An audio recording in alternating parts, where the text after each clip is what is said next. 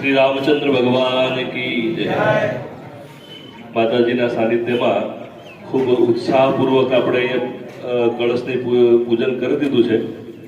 હવે છેલ્લે આરતી કરીએ એ પહેલા આદરણીય ભાવેશભાઈ પટેલ મૂળ ઉમતા શાખાના સ્વયંસેવક છે અને આ વિભાગના ધર્મ જાગરણના સંયોજક છે।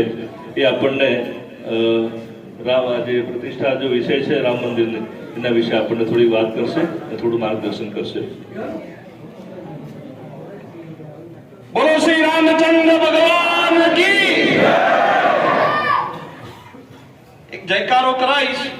જય જય શ્રી રામ પાછળ જય જય શ્રી રામ બોલવાનું।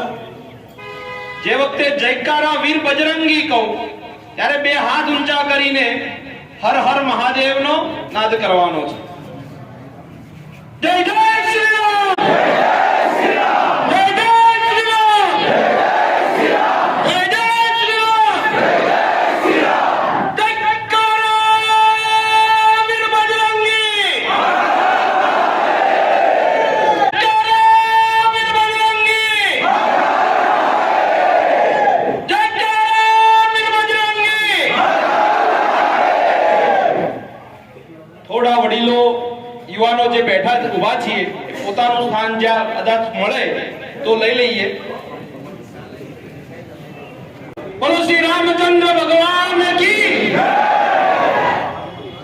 આ ઉત્સવ શ્રી રામ જન્મ ભૂમિ અને એ ભૂમિ ઉપર ભગવાન રામલલા જ્યારે આગામી દિવસોમાં બિરાજમાન થવા જઈ રહ્યા છે ત્યારે અહીંયા ઉપસ્થિત સૌ સંતો, પૂજારીગણ અને સર્વ હિન્દુ સમાજના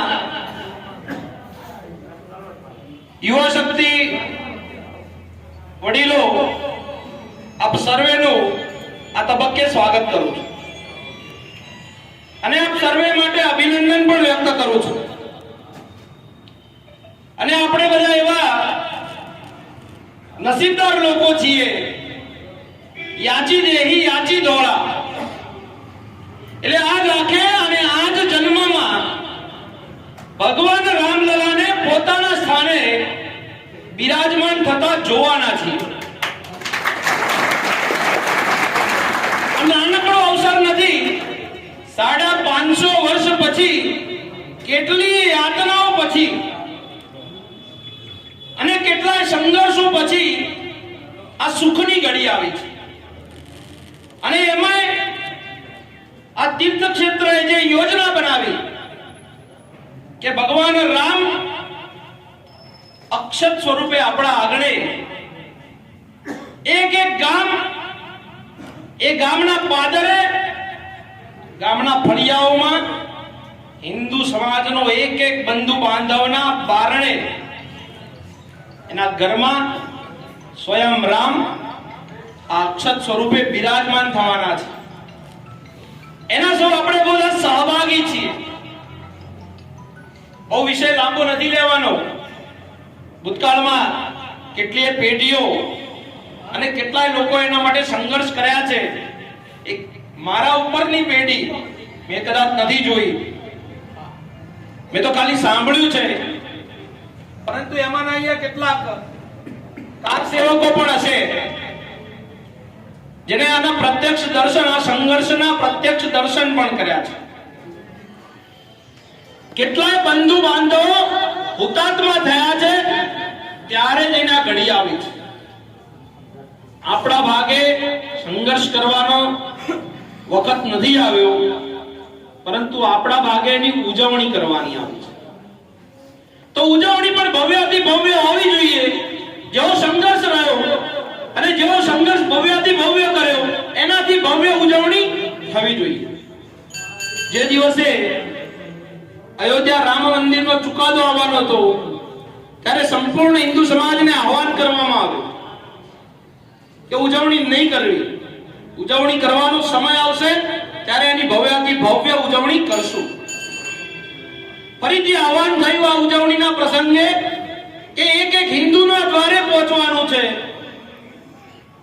અને પ્રત્યેક ગામ ગામની પ્રત્યેક જનમાનસ, પ્રત્યેક જનશક્તિ, પ્રત્યેક જ્ઞાતિ બિરાદરીનો ભાવ ભૂલીને માં ભારતીના સંતાન છીએ, રામના સંતાન છીએ, એવી રીતે આની ઉજવણી કરવાની છે. જ્ઞાતિવાદ નહીં ભૂલીએ તો રામ આપણા ઘરે નહીં આવે. એ રામના જીવનથી એ પ્રેરણા પણ મળે છે. રામ જ્યાં જ્યાં ગયા છે જુદી જુદી જ્ઞાતિ બંધુઓને સાથે લેતા ગયા છે. એના જીવન ઉપરથી રામ, શબરી, કૈવટ, હનુમાન, જ્યાં જેટલા પાત્રો જોશો ત્યારે તમને રામના દર્શન થશે. આજે પણ કેટલાય ગામોમાં રામ મંદિરમાં કેટલીક જ્ઞાતિ બંધુઓને પ્રવેશ પણ નથી. તો રામ આપણા દ્વારે આવશે કેવી રીતે? એને તો શબરી પણ જોવે છે, એને તો કૈવટ પણ જોઈએ છે. તો આ રામના પ્રસંગે ઉજળો પ્રસંગ આવ્યો છે. આપણા ગામમાં જઈએ, સમરસતાનું શ્રેષ્ઠતમ શ્રેષ્ઠ ઉદાહરણ પૂરું પાડી શકીએ. એ ભાવ લઈને આ રામને લઈને ત્યાં ઘરે જજો. આપણા ગામમાં સાથે બેસીને એક પંક્તિમાં જમી શકીએ છીએ, નથી જમી શકતા તો એ કેવી રીતે થઈ શકે? એ ભાવ લઈને જજો. અને ભાવની સાથે તો જ સાથે રામ આવશે, નહીં તો રામ તો અયોધ્યામાં જ રહેશે. આપણા દ્વારે લઈ જવો છે, આપણા આંગણે લઈ જવો છે, તો આટલું નક્કી કરીને લઈ જજો. બીજા કેટલાક વિષયો કહેવા છે પણ સમય ઓછો છે. ટૂંકમાં એક જ વાત કરવી છે. આપણા જે 16 સંસ્કારો છે એ 16 સંસ્કારોમાં એક અંતિમ છે, અંતિમ સંસ્કાર. અંતિમ સંસ્કાર માટે પણ સ્મશાનની ભઠ્ઠીઓ અલગ અલગ રાખીએ છીએ.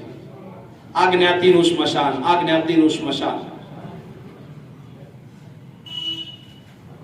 ત્યારે રામ આપણો નહીં થાય. આ બધી જ દિશાઓમાં એક ચરણ આપણે પણ પગ માંડવો પડશે. રામ સ્વયં રાજા હતો પણ વૈકુંઠ એ કૈવટના આંગણે સ્વયં ગયો હતો, એ શબરીના આંગણે સ્વયં ગયા હતા. તો કહેવાતા સમાજના આગેવાનો તરીકે, સમાજની કેટલીક ઊંચી જ્ઞાતિના આગેવાન તરીકે આપણે પણ ત્યાં જવું પડશે, હાથ મિલાવવો પડશે. એક હાથ લાંબો કરશું ત્યારે જ કોઈ આપણી સાથે આવશે. બહુ લાંબી વાત નથી કરવી. આની ભવ્યાથી ભવ્ય ઉજવણી કરજો. 1 થી 15 તારીખ સુધી આહવાન થયું છે અને આપણે સૌ એના સહભાગી થયા છીએ. આ અક્ષર ત્યાંથી આવેલી ભગવાન રામની પ્રતિમા એટલે કે ફોટો, અનેક આમંત્રણ પત્રિકા આવનારી 1 થી 15 જાન્યુઆરીમાં એક એક હિન્દુના દ્વારે વાગતા ઢોલે જવાનો છે. અને એક એક હિન્દુ પરિવારને એ યાત્રામાં સાથે જોડવાના છે કે ચાલો હવે તમે પણ આ યાત્રામાં જોડાઓ. ત્યારે પણ સમરસતાનું શ્રેષ્ઠ ઉદાહરણ જોવા મળશે. ક્યાંક કોઈના ઘરેથી સામેથી પાણી માંગીને પણ પીજો. ત્યારે જઈને એ ભાવ ધીરે ધીરે એ સમાજ જીવનમાં જોતરાશે. આ ભાવ એટલા માટે આદર ભારપૂર્વક આજે વિષય મૂકી રહ્યો છું કારણ કે એક પંક્તિ છે ગીતની, હિન્દુ ભાવ કો જબ જબ ભોલે આઈ વિપદ મહાન. હિન્દુ ભાવ જ્યારે જ્યારે ભૂલાયો ત્યારે સંકટ આવ્યું છે.